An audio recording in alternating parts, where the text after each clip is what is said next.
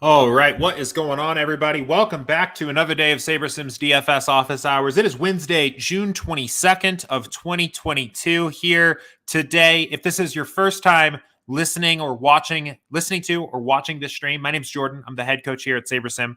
And Office Hours is an open Q&A style show where I answer questions from the SaberSim community about how to use SaberSim to build better DFS lineups. So if you have questions for me that you'd like to ask, I'd love to answer them. You can ask your questions live in YouTube chat if you're joining me here live.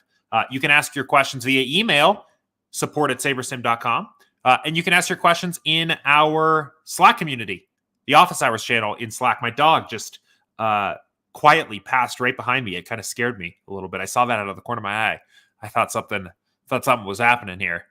Anyway, there's a link to join the Slack community in the description of every past show if you want to get joined up in there. We have a few questions in our queue here for today already. We'll start with a question about end of the order batting orders. I think that's an interesting one to start with. I also see a couple questions, a couple other questions about correlation in NASCAR. I think that's an interesting one. And how we handle situations where a pitcher might not be in the pool. So should be a good start here to the stream. As always, if you have questions here, get them in the queue now. I answer questions in roughly the order that they come in. So ask your question earlier. We'll get to it earlier. And let's go ahead and get into it. We'll get the app pulled up, start talking here. Wanted to start with this one. This is a good one from Dwayne.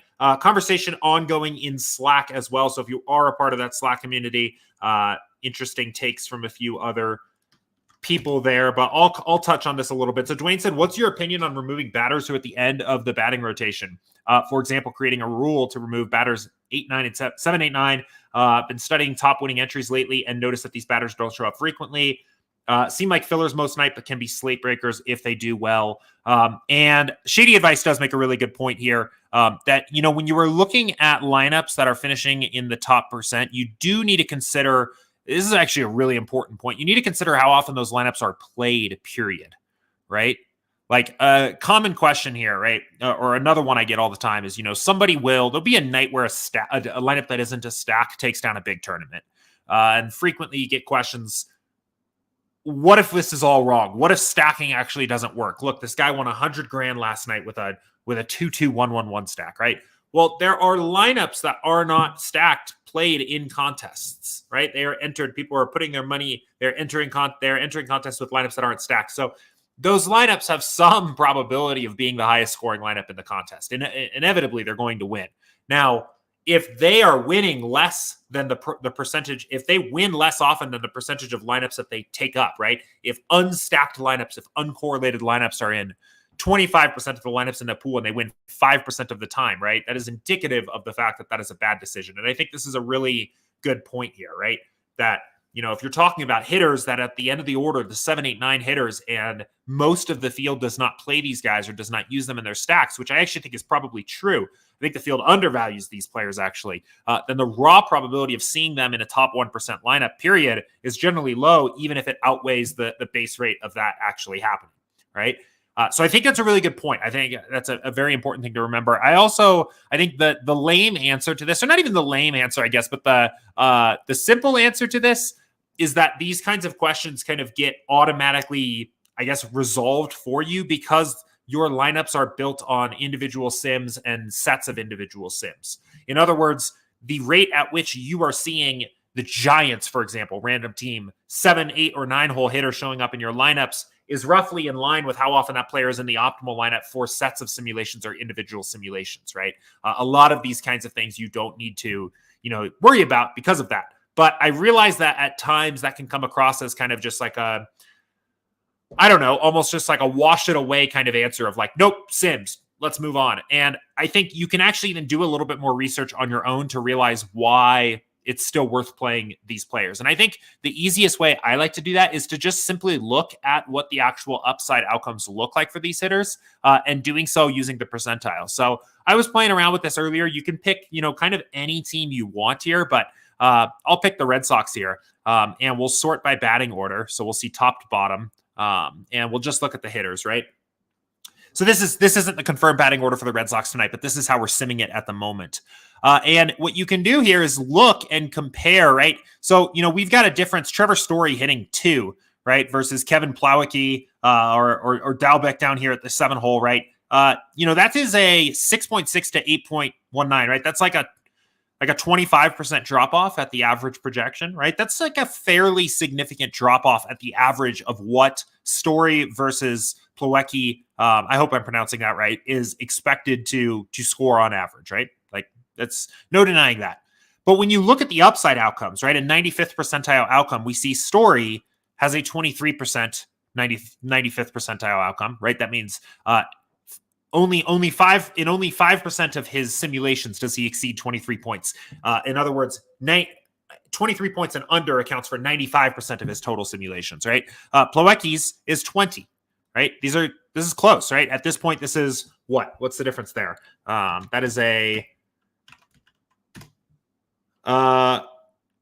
wait, what?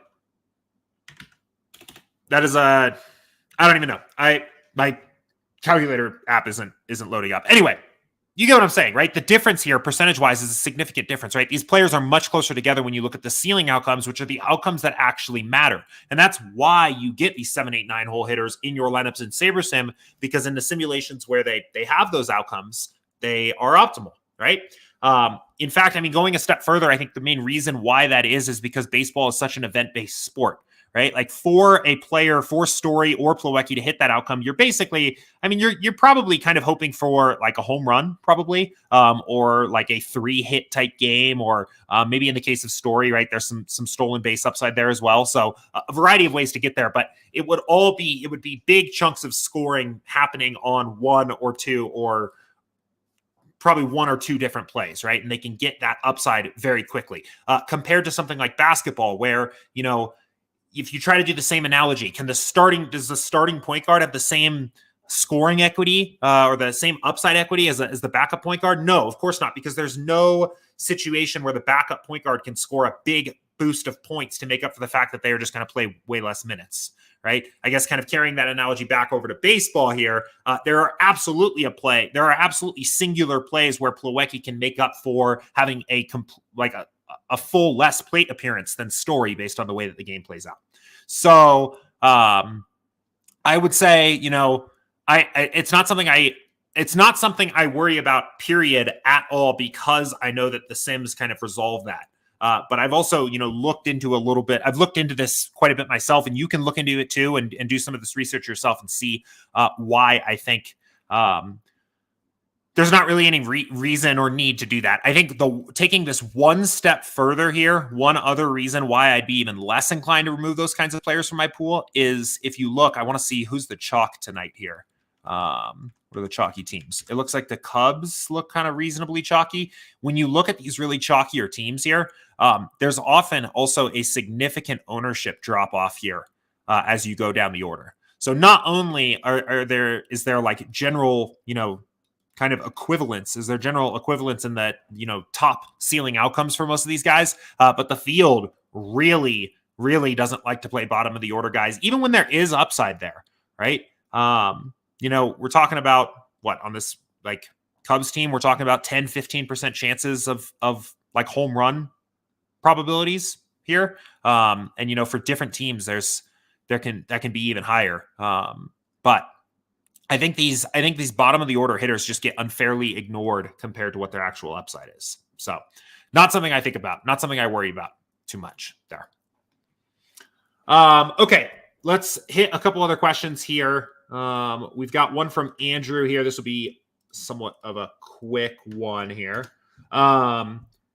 He said, if a pitcher is not in a Sites player pool, for example, Eichhoff for the Pirates not in the FanDuel player pool, does SaberSim still know he is pitching and run Sims based on him as the starter? My understanding from last season is that SaberSim has a minor league adjustment algorithm for players coming up from the minor leagues already.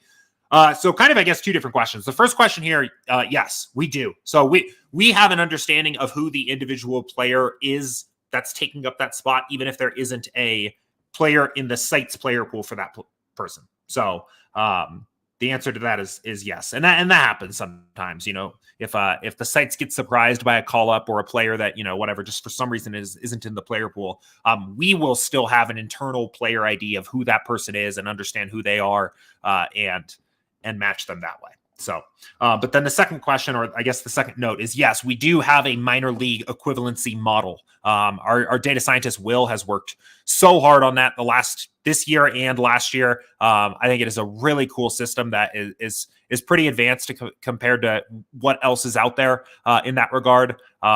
Just a really cool system that, basically takes the data that we have from the minor leagues and adjusts it accordingly, not in a way that's like necessarily linear, right? A good hitter doesn't necessarily just get like a little bit worse at everything when they go to the major leagues and start facing major league pitching talent, right? That relationship is kind of complicated. A really classic example is that, a guy that has shown or flashed some home run hitting upside in the minors actually might increase his home run probability in the majors if he is facing pitchers that throw the ball harder, right? But he might also increase his strikeout rate. So it's a pretty cool system, and Will's put a lot of work into that. So that does exist. I think maybe this question here is just kind of asking if that exists, and it does. So, that said, there's always inherent uncertainty with players in the minors, right? It's a different league. Up against different players with at times less reliable data. There's always going to be a little bit. There's also the human element, right? I feel like sometimes I ignore that, right? There is a human element, a natural randomness to a player getting called up and playing for a different team, probably in a different city. That kind of thing that affects things as well. That makes those situations kind of a little bit harder to project naturally. But that's true for everybody, right? That's a challenge for every model. So anyway, cool. Let's keep it going here. Good question from Dallas. And I hadn't really thought about this until I saw this question come in today. But he said, we got all 3 NASCAR series this weekend. I was curious if the new correlation updates, if it would be beneficial to up the slider sum. I usually play it safer with the Dominator group, track pending, and was wondering if this is going to help build even better lineups or if it's more an MLB NFL type update. No, so the correlation upside correlation update does impact NASCAR as well. And I think it can be used in NASCAR as well. So, one thing that hasn't taken place on the NASCAR side for us yet is we haven't gone forward and done like rigorous slider back testing. So when you come in here, what you see is when you build lineups, it'll basically just default to 0-0-10 for everything, which is a single race sim. Every lineup is a single race sim. I do think the idea of maybe turning correlation up a little bit is interesting, especially if you're playing particular contests where maybe you don't need the stone optimal to take it down, right? And I think that's true maybe for some of the smaller field kind of stuff. I'm not very much of a NASCAR expert, I would say. So I don't have an intuitive sense of like how necessary it is to hit the optimal in NASCAR. But I do think, I guess the point I'm trying to make here is that if you need the stone optimal to win NASCAR contests, it probably makes more sense to use something like 0-0-10, keep correlation off, let the natural correlation show up in individual sims that you get from the sim precision, and like search for the most plus EV optimals to play. If you don't need necessarily the optimal, right, you can rely on the correlation slider a little bit to get you lineups that just have higher scoring upside outright. And I think that's going to depend a lot on the contest that you're targeting. But the correlations do exist here.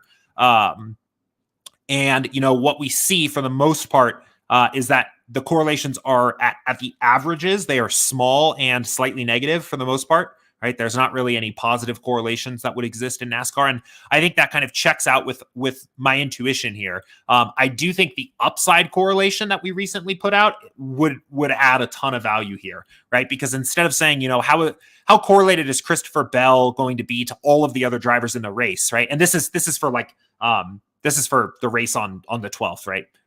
So going back in time here a little bit, but instead of looking at the average, right? What is this correlation on average to the other drivers here? Upside correlation would basically say, what is Bell's correlation in simulations where he has an extremely high upside outcome, right? And it looks like for this particular race, he was projected really well, starting 31st, so kind of like a place differential guy, right? So like who is more likely to fail to reach their ceiling outcome when Christopher Bell has that kind of ceiling. And I think it does get particularly interesting at the Dominator kind of position, right? Like when Larson actually pays off his salary and has that extremely high upside outcome, who stands to fail, and it's likely to be some of these other guys that start at the top of the race too. So I think it's interesting. I will say, for the purposes of answering this question here, yes, it definitely will work, and I think it's interesting to experiment with. I would, if you are making like dominator type groups, what I would do instead is I would experiment with turning the correlation slider up a little bit instead, and seeing, what you think. Like, see if that makes the kinds of lineups that you want and would probably save you some time from having to build the groups out yourself. I think it's really interesting. So, good question there. All right, cool. Let's hop over to YouTube chat real quick, get caught up here. Rogue said, hey, Jordan, can you go over how you read the MLB Vegas dashboard and how often you use the live adjustments to alter the SaberSim run totals? Yeah, so to be totally honest, this is something I used to do a little bit more.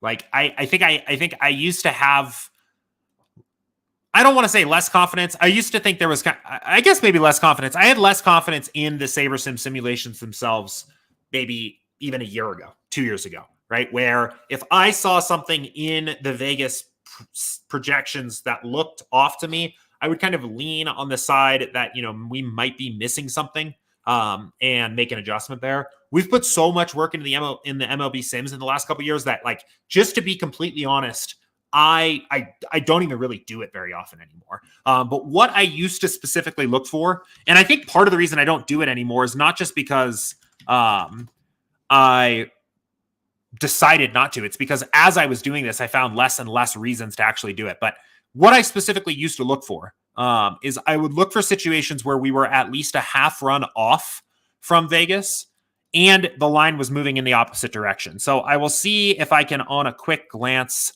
find one here. Okay,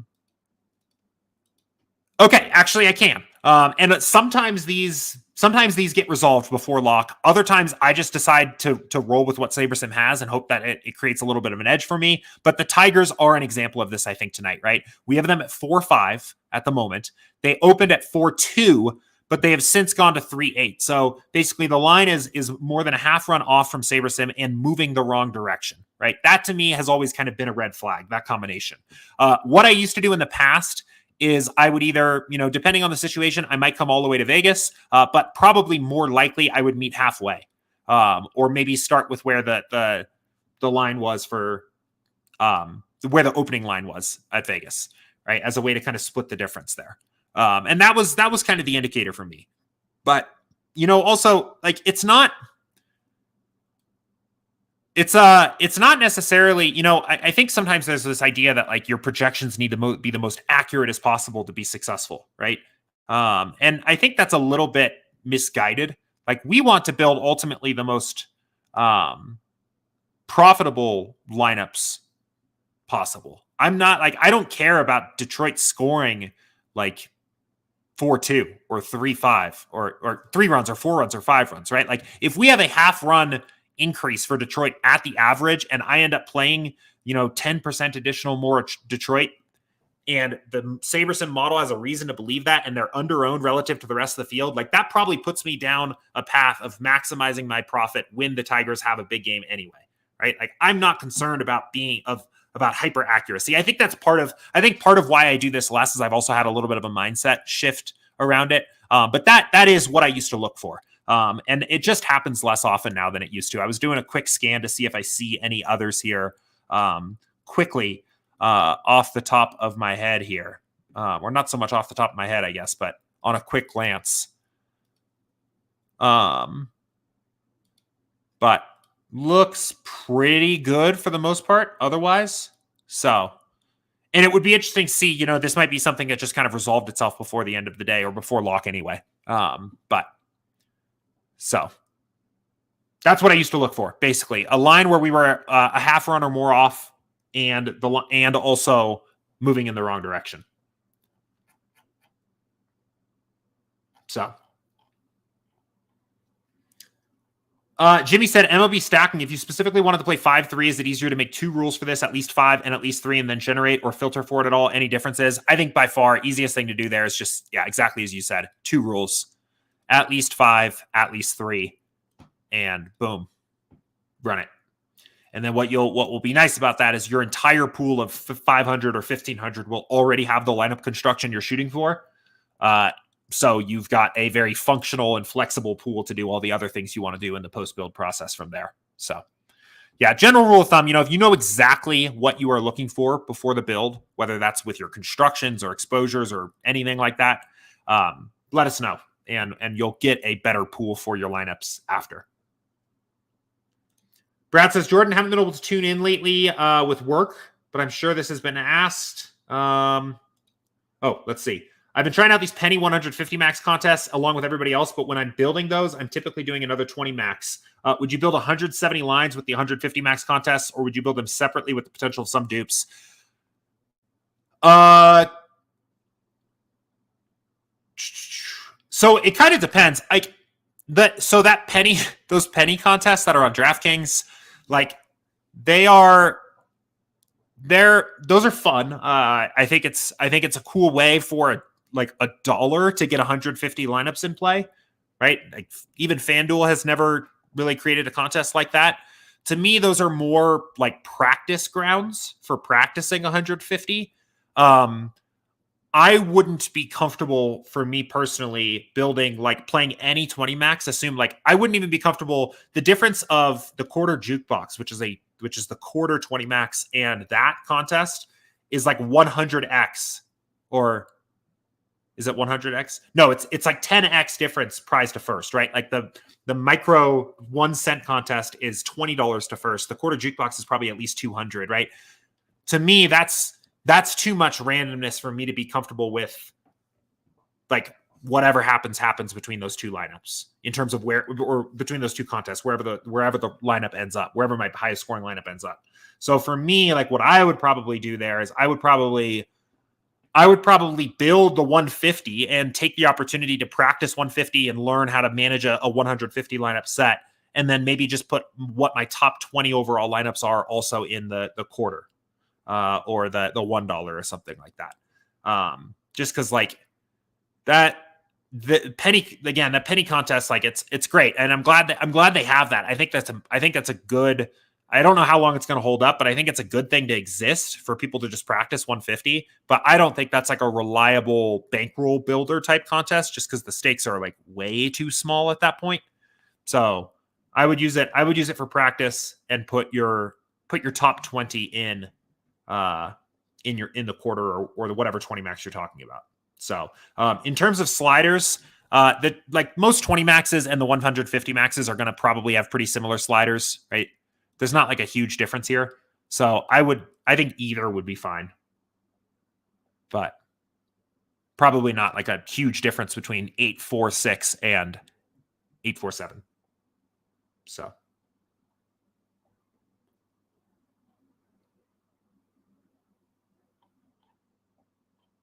But Patrick says, do MLB games matter when the home team opens the roof or close the roof? Yes. It changes essentially the weather of the game, which is a pretty big factor and can be a different factor depending on the park and how different the temperature is and the wind with the roof open or closed. That is something that's factored into our sims. And in the sim alerts channels in Slack, you'll actually see sometimes we'll run a sim that runs because of the roof status has changed. So yes, it does matter, and it is factored into the simulations. And that is why Underdog tweets that out too, because that is important to people.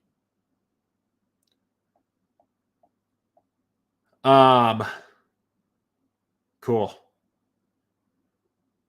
Yeah, Brad says the winnings aren't really there, so that's my thought, to just use them as trying out 150 lines. Yeah, that's what I would do. I think that's a good way of thinking about it. And if you're thinking about it that way, I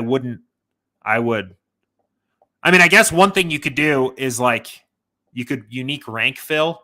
You could say you could build 170 and put your top 20 in the quarter jukebox, and then say the other 150 are an opportunity to practice 150 And on the chance that you take that contest down, you take your $20, $25 and it 4X's you or whatever on the night or something like that. And that feels great. So you could do that too. I don't like the idea of like taking a 10X swing like that, purely by the randomness of the unique random fill.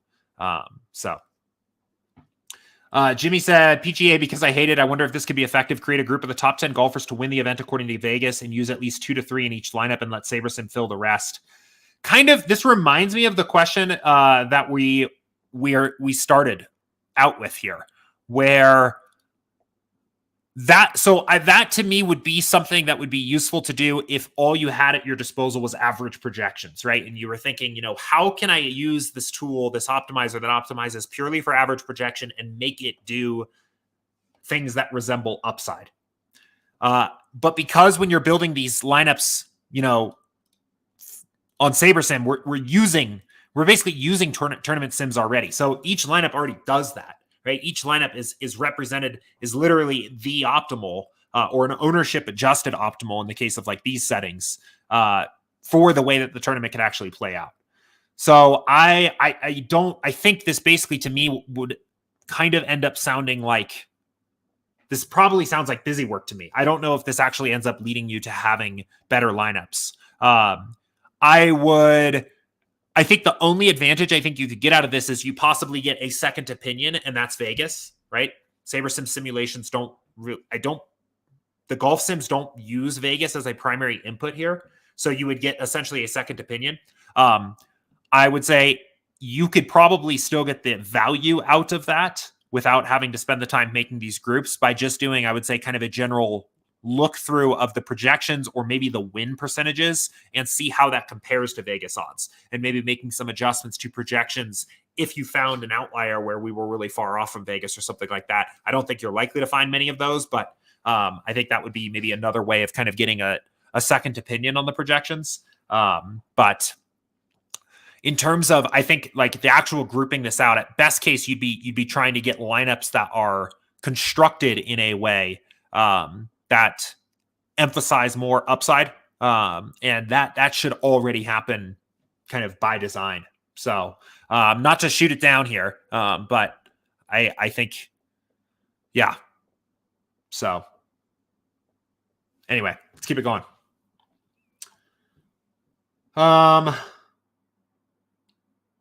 Cool. Let's see. A lot of conversation about these contests. HD said, I like these contests. Great for practice for MMEs, since coming strictly single entry. Yeah, and I think they can be great for that. And I know Tone in Slack last night he was clearly like watching the lobby and entered like 10 of them and ended up actually having like a pretty good night because he won like every single one of them. So you can definitely do that. Glenn said that's new. Did they just bring it back? Yeah, it's a promotional thing. It's part of the Micro Millions week that they're doing, but they're filling so many of these that I wouldn't be surprised if they hold on to it. Like they're filling dozens of these a day.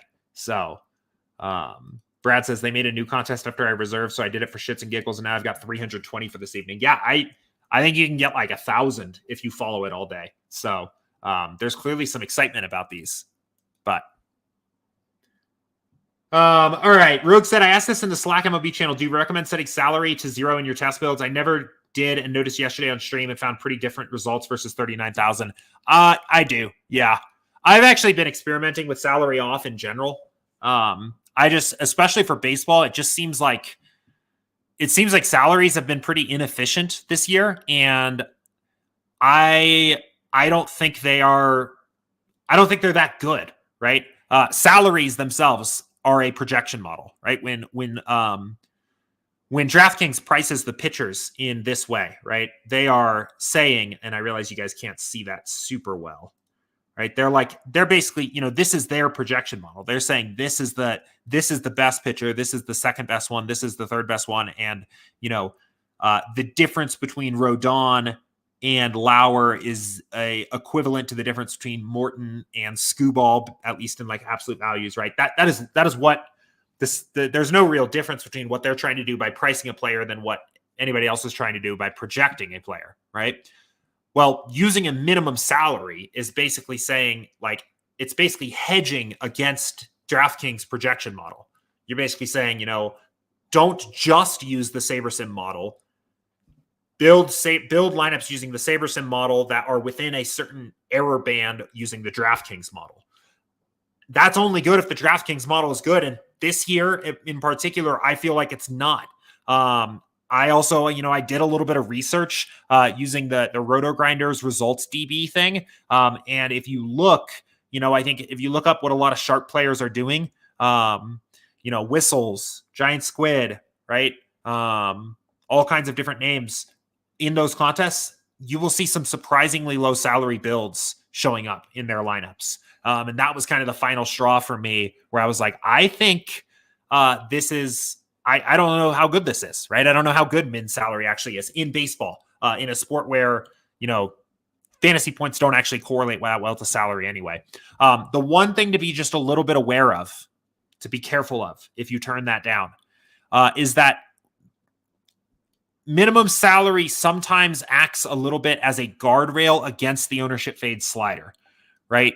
Because as you go down in salary, right, salary correlates somewhat well with ownership. So as you go down in salary, you end up with typically lower owned plays, right? That's true. That's true for hitters. That's true for pitchers, right? That's like a general trend. When you turn the min salary off, if you are building lineups with a very high ownership fade, right? 6, 5, 6, 4, 6, 4, 5, 6, 7, 8, like something very high, you kind of provide an easy out for the builder to just basically say, oh, you want to fade ownership? You want a lineup that has low ownership? How about a salary that uses 38, or how about a lineup that uses 38,000 salary, right? It's like too easy. So that is the only warning I would give you here. On the theory level, I think low salary builds are absolutely viable. And I've been turning it down to 0 often because I want to get access to those builds. But be careful with high ownership fade levels, because you can provide the builder too easy of a way out, I think, by going like all the way to 0 or something like that. So kind of goes both ways there. For research builds and test builds, I would say at least for research builds in particular, you always want to turn this to 0, right? Because you don't want to, salary doesn't matter at that point. All you want to do is see what the optimals are for different ways that the slate can play out. And if an optimal is a 38,000 salary lineup in one case, who cares, right? Like all you're trying to do is figure out, you want an accurate idea of how often certain players show up in that winning lineup. So Brad says, I've been playing a lot of single entry MMA, but that sounds similar to what I've been doing, making a group of guys above a certain win percent and trying to select from at least 5 of them. Bad idea, been decent results. Yeah, so again, I don't want to say this is a bad idea, right? Like I don't think this is like negative EV. It sounds like this is something again that you would do to get constructions that are built for upside, right? Like MMA is a very similar problem. It's another sport where average projections themselves aren't that useful. They don't really say anything about the upside of a fighter. So when you if you were building on like a traditional tool, you would probably want to group some fighters together and kind of, make the builder build a construction that lended itself well towards upside, because the tool, the traditional optimizer, the tool that you would be using to do that otherwise wouldn't know how. When you build lineups for MMA with SaberSim, again, because we're using the sims, that is already happening for you. What I suspect is happening here, like even like kind of thinking about, decent results. Again, I don't think it's a bad idea. I think, probably what is happening here, if you're seeing improvements, even if you could test this out, like over the long term, like you're probably playing in a way that is building you maybe safer lineups on average, right? Lineups that are maybe a little bit more likely to, especially for single entry, right? In a single entry contest, if you're playing one single lineup, duplication is less of a problem. Because if your lineup is duped, unless it is excessively duped, right, you are still likely to be profitable on the night, right? Let's say you bank a single entry contest and your lineup was duped 10 times, probably still way up. That probably still feels great, right? In a 150 max large field kind of contest, there are a lot of situations where you can finish first, be duplicated too many times, and you actually lose money on the slate or barely break even or barely profit. So what I think about, like, let's say you made a group of everybody that had at least a 50% chance to win according to the Sims and said, give me 5 of those guys and 1 underdog. You're going to end up with a lineup that probably has a higher raw probability of going 6 of 6, but is probably also more likely to be duped. And maybe that is a decent strategy for single entry. I think that's probably still captured in the fact that the sliders themselves change, right? Like, that is essentially what is captured when sim precision comes from 10 to 7, right? We're saying we don't need to get as variant as a single card sim for every lineup. We can use 11 card sims for every lineup, right? That's like still essentially what happens here with the sliders. You're just setting a group, I would say, to kind of add on to that. But again, probably not a bad idea, or not, like, probably not a negative EV idea, especially in that type of contest. I just don't know how much value, frankly, that it actually adds. Because all I can think of that really doing is forcing a construction that is built for upside, which is what is already happening for you in the Sims. So, all right. HC said, I admit I used to frown at some of my salary left at some lineups, but then you see lineups winning with 2K left, and then I'm like, let it roll, elbow cough. Yeah, I mean, here, you know what? I'll just show you guys. Like, this is literally how I did some of this research here. This is kind of what got me thinking about this. So let me pull this back up. So this is the results DB thing on RotoGrinders. Pretty useful. And we'll go to, so yesterday's, let's do the relay throw. And let's see what Giant Squid played. Okay. And then we'll check his lineups, right? And one thing you can do is literally just see, so obviously probably played like 49. So I'm basically, here, let me close this. So I'm doing Control F 49 comma, right? So yes, obviously lineups at 49, 48. Oh, okay. Interesting. So I don't know. I mean, and maybe I'm still doing some research here, right? I guess, let's see. Oh no. Okay. So my search just wasn't working, right? 45-3, right? Played what is this? A 4-1-1-1 lineup, essentially, right? We can even just scroll here. 45-3, right? Another Mariner stack. 47-3, right? This is just what Squid did. And this is a large field contest that's top heavy that you need to like get kind of different in to be successful. But you see kind of a trend here, right? So like, I mean, basically to stack the Mariners, you kind of had to play a little bit of a lower salary build, or at least like that's what we're seeing here, right? And I did this research and looked at like a ton of players that I think are pretty sharp as a way of like, checking this. And I feel like there's a pretty compelling case for why, I don't know, for why maybe this is actually a decent idea, or maybe not a bad idea to at least explore. So,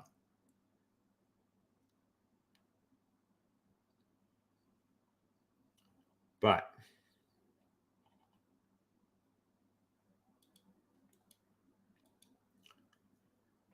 cool.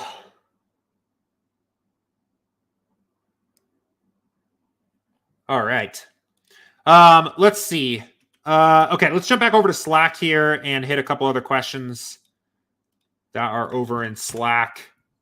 Guy Will Gamble said, what do you guys think about doing 4-man stacks versus 5-man stacks on DraftKings and MLB? Are 4Xs viable, or should I be airing more towards 5s? I think 4Xs are absolutely viable. I basically generally do like at least a 4 stack in every lineup. I think as the field starts to stack more and more and more, and you have all of these people out there that are basically like using a traditional tool and basically saying, give me a 5 stack in every lineup and going on their way.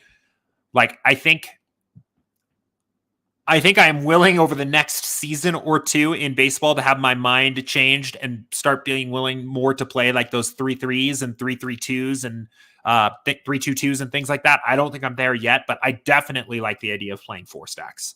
I think 4 stacks are absolutely a good lineup construction. So I have no problem there.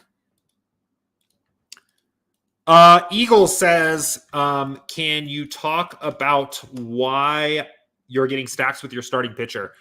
There is a little bit of, a light correlation here with a pitcher and a team, especially, I would say, in a away team here.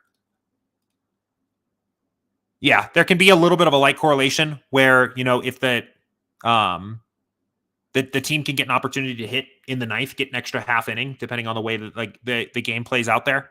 So you create a little bit of a light correlation there, but I would say that correlation is generally so small that it can have a little bit of a minor factor. It won't be an overwhelming factor most of the time. I would say if you're seeing a lot of those combinations, it's generally going to be because that pitcher and that stack in general, just in a vacuum, are both good plays, right? Like tonight,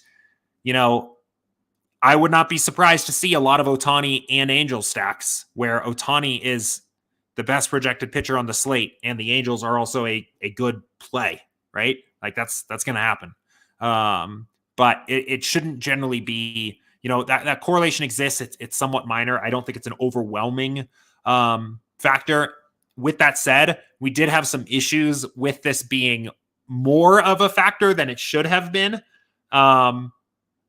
earlier in the season, and those have since been resolved. So, like, I know even in the past couple weeks, there's been some slates where we've had very high correlations with a pitcher and a hitter. You may still see those at times.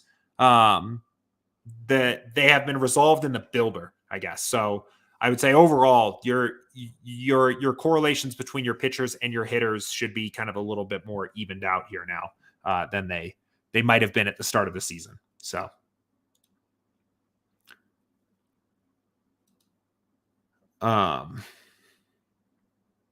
cool.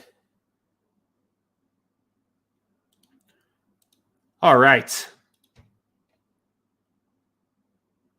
HC says there are some weird builds taking contests down. Yeah, and the larger the contest, the more weird they're going to get. Just because there's weird lineups in there too, right? So it doesn't necessarily mean they're always profitable. But Guy Will Gamble said, cool, that's where I'm at with it too on the stacking, just more than a sanity check. Yeah, I get it. And I think this can be a pretty good tool too. I go and check and see what Squid's up to pretty often, especially when I have a little question like that. And I do think, I did a little bit of research on those like 3-3-2 stacks recently. And I think you're starting to see some, I think, sharper players be a little bit more comfortable with some unconventional stacks. But I'm not bought in to doing that yet. But here's one, right? Yeah, this is a 3. This is a 3-3. This is a 3-3. Is there a player that's not showing up? There is. So these aren't complete. I was like, what is going on here? They're not showing the bottom outfielder. So I think the results DB has a bug here. At least for some lineups. So I don't know exactly what's going on there.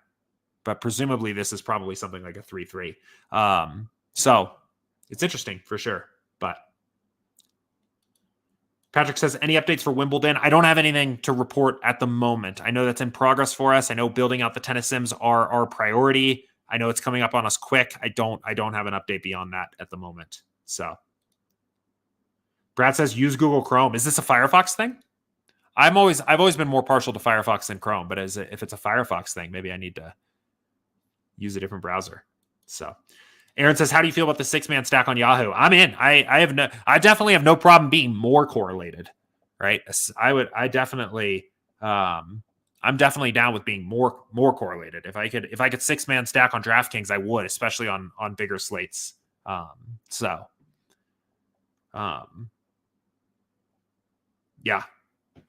I'm in on the 6-man stack. I mean, I don't know if I'd force it every single time, but if I'm getting to 6-man stacks, I would play them.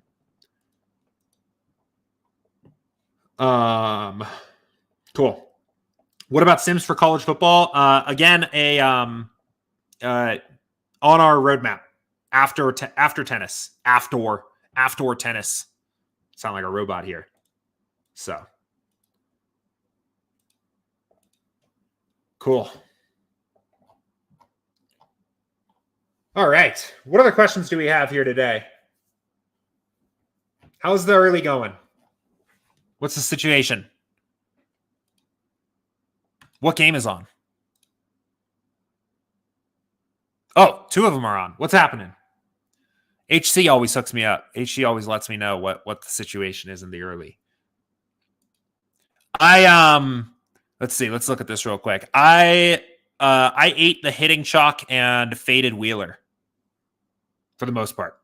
In a nutshell, that's kind of how I approached the slate. I did a couple things that I guess weren't super chalky. Like I have quite a bit of Mets and Diamondbacks too, but I have like a ton of Toronto. And most of my big stand on the slate was to fade Wheeler. But Patrick says super draft becoming less popular. Maybe. I don't know. Are their contests getting smaller? It's a very hard thing to break into. It's very difficult to get a DFS site up. 4-0 Astros, 1-0 Jays. Sweet. Jen came through as well. I don't know how many Astros I have. I'll have to go back and check. I did take, I think I have Carrasco strikeout unders. So see what happens there. But okay, here we go. Let's see. Brad says, I noticed today on the smaller slate that my exposures were more spread out on my pitchers, but on the bigger slates, it's been stacked pretty heavy with 1 or 2 pitchers and not spread out any reason. Yeah, I mean, there's a variety of different reasons that could be. I think probably the first thing that comes to mind is the fact that your sim precision slider is going to be so much higher by default than it would be on a bigger slate, right? 4-game slate, our lineups need to be more precisely correct, I guess, to take something down because there's less players in the pool. The lineups in your contests are just more likely to approach the actual highest scoring optimal, right? Compare that to 9-game main slate.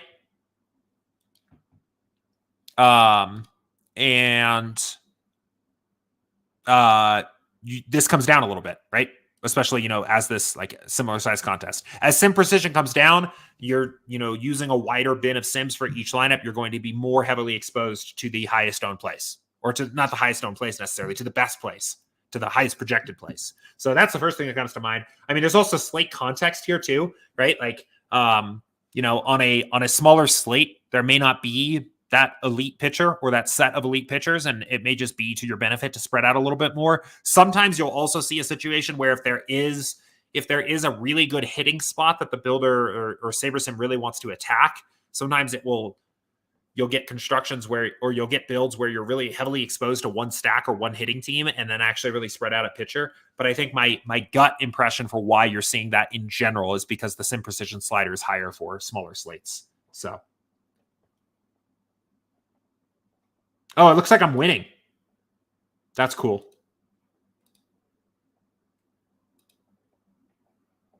Oh, wow. It looks like we're all winning. Cool. All right.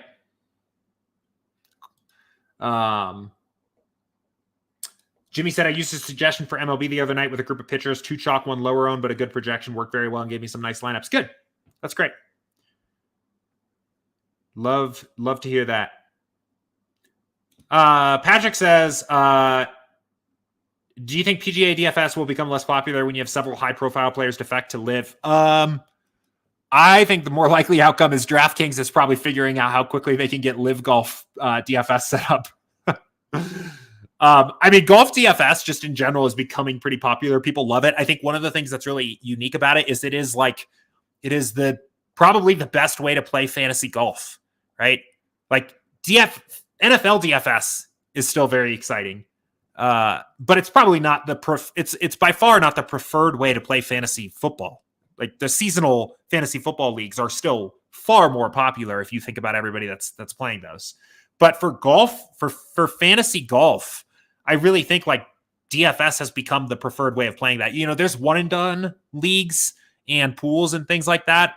There's other like seasonal fantasy games, but it's a I think DFS has kind of become the preferred format for golf, for fantasy golf. And I think that makes it, I think that kind of creates a floor of like, I don't see how it goes anywhere. So yeah, I don't know. But you know what the PGA really needs though? The PGA needs a marketing team or like a better marketing team. That is a sport that like these high profile players, how high profile are they really? You know, when you think about it, that's my question, right? Like, do the young stars in the golf world really get marketed to like a broad audience like they do in other sports? It doesn't really seem like it at all. There's no broad, like, it doesn't really seem like there's any broad marketing effort to like show the sports world and like put Justin Thomas highlights out there for like just fans of sports in general. Right. I mean, half of the highlights and half of the coverage that you were getting for even these most recent events was like Tiger Woods. And I love Tiger as much as the next guy, but like that doesn't, I guess what I'm saying, it doesn't really seem like there's like a big marketing push to like actually try to market these young guys. So I don't know. Anyway, I'm rambling now. That's not the point of this stream, but let's see. Everybody's saying the penny contests are already filled for the main slates. I think they just keep opening more. So I would just keep an eye out. But they should just open more. HC said, I don't even watch golf, but I love playing it for DFS. I watch the Data Golf live predictive model on their site more than I watch actual golf coverage. But part of that is because of how bad the PGA Tour golf coverage is at times. So, cool. All right. What else? Any other questions for me here? What else is going on here today? Before I just keep rambling about random stuff here on stream today. But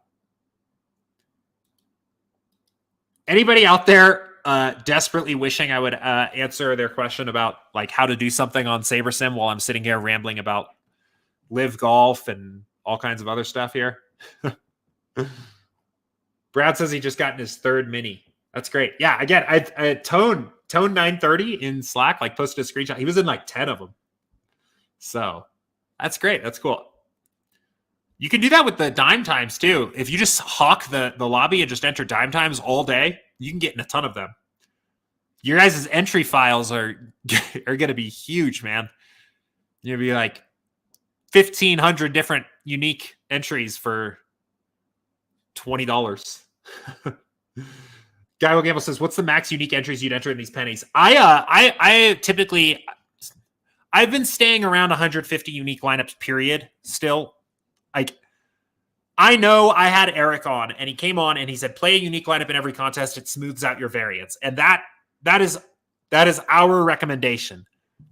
I am still struggling and playing more than 150 unique lineups on a slate for me. What I have done is I've scaled back my bankroll. I'm investing a little bit. I think I was investing too much, but I just start to feel like it's a lot of lineups once I get above 150. And so I would play the same 150 in every single one of them is what I would do. But I also do think the idea of having 750 unique lineups is kind of hilarious. So I don't hate that. I will say this. Here's something more useful. Here's something more useful there. I do think if you are going to play a ton of unique entries, I think it is in your best interest to do a little bit more work up front of the build. Because if you are playing 500 unique entries, right, the max pool size you can build is 1,500 lineups. So every lineup you ultimately enter into a contest essentially was one of 3 that could have been selected there. Compared to if you have 150 unique lineups, every lineup that you're playing is one of 10. Because you are comparing against less lineups, I think it's in your favor to make that pool of lineups as good as possible, right? So if you know what types of lineup constructions you want, set some stacking rules. If you know what kinds of exposures and players you want to see in your lineups, adjust the projections and exposures, right? The more unique lineups you're playing, I think the more it is in your favor to make that pool as good as possible. So Rogue says another slate analysis stream. Yeah, maybe. I think those are always good. Definitely on the days where there aren't as many questions. I know every once in a while we'll get a day where maybe I don't even have a question to start the stream with. I definitely want to do another one of those soon. It is still kind of on our radar here to maybe hopefully create a new show out of doing those. That's still something we're talking about, with Behind the Sims coming out this past week, with a couple other things that we've been working on the app side. It's been hard to commit time to that, but short answer, yes, I'd definitely be down to do that again. Jimmy says, is there a way to show a team's overall leverage on a slate or more at looking at the team stacks and seeing how many populate out of your pool and looking for a lower owned one? I mean, I think the easiest, so team stack leverage gets kind of hard. It gets a little tricky because you don't have team ownership projections to compare it against. I think there's a couple things. I mean, I think what I typically do is I typically run the research build with no stacking rules, just like the typical research build, and look at the individual batter exposure versus ownership and extrapolate to the stacks, right? If all of the Angels batters are negative leverage plays on a research build, then an Angels stack is probably a negative leverage play on the research build. Another thing you could do, though, instead is to run this same research build like we have going on here, but set a 5-stack rule and then just look at your exposures of stacks as you go down the list and kind of, combine that with your intuition of where stack ownership is going to end up, right? So pros and cons with both options. Long-term, or maybe not even so long-term, we do want to provide stack ownership in the future, and I think that would make it easier to do a research build and compare leverage directly for stacks. But at the moment, you do have to use a little bit, I think, of kind of your own intuition somewhere along the line. So Brad's running 1,000 lineups in the pennies. That's kind of awesome. I love that. But anyway, like what I was saying here, right? So, if you're looking at leverage, right? Like what are the most negative leverage stacks on the slate? You can kind of just look for what teams are popping up, right? Like Chicago over and over again. LA, you see at least once, so maybe not so much, but Atlanta pops up a couple of times, St. Louis, Boston, right? What are the best positive leverage plays? San Francisco, Tampa Bay, Oakland. I think that's how I typically do it. But we could also do this. And I think this is, especially if that seems difficult, or not even difficult, if that seems, I don't know, not the way you want to do it, I think you can also do it this way, where you set the 5-stack rule, build another 1,500, and compare stack exposure to Vegas totals would be one way to do it, right? Basically, I might expect that the most exposed stack here in this research build is Orioles, Angels, Braves, Twins. Actually, everybody's pretty condensed at the top here tonight. So you can kind of compare that way. But David Peralta scratched. When does that game start?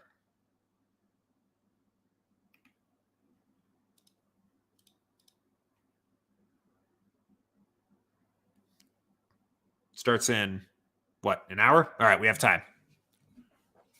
We're all good. But good heads up. Let's see. I want to see what this research... Oh, this is... Wait, what happened? This isn't what I was... What is this building? Wait a minute. This is my build.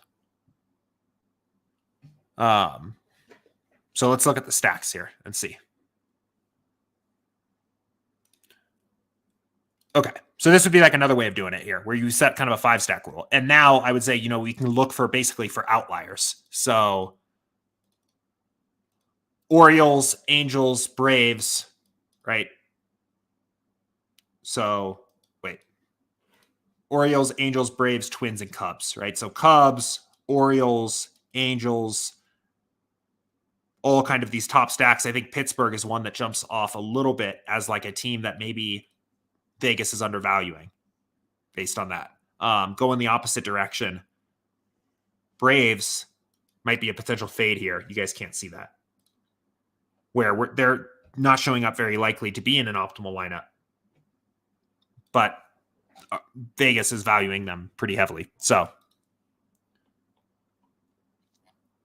but I've always liked to do it a little bit on the individual hitter level. Like, I think that just makes more sense to me ultimately.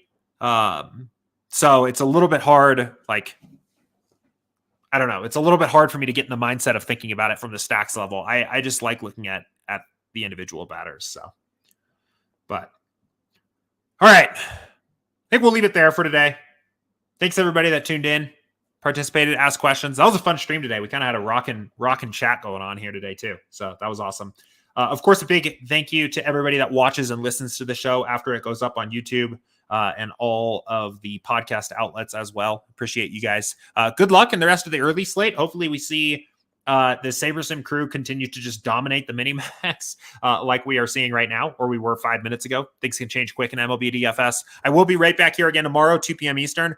So enjoy the rest of your day. See you guys tomorrow. Take care and cheers. See ya.